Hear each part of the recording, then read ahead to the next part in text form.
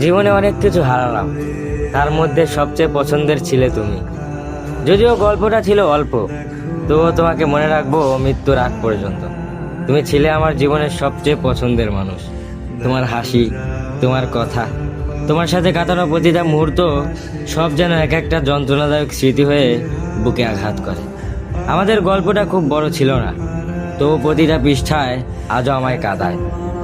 আলো আধারের মাঝে একটা সম্পর্ক, যেখানে তুমি ছিলে আলো, আমি ছিলাম ছায়া। আজ তুমি নেই, তবুও প্রতিদিন তোমায় খুঁজি।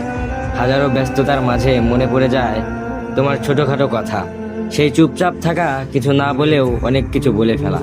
বিশ্বাস করো, এই হৃদয়টা কারো জন্যই আর জীবিত হবে না, কারণ সত্যিকারের ভালোবেসেছিলাম তোমায়। তোমার জায়গাটা আর কেউ নিতে পারবে না। আজও তোমায় ভালোবাসি, তোমাকে মনে রাখবো মৃত্যুর আগ পর্যন্ত।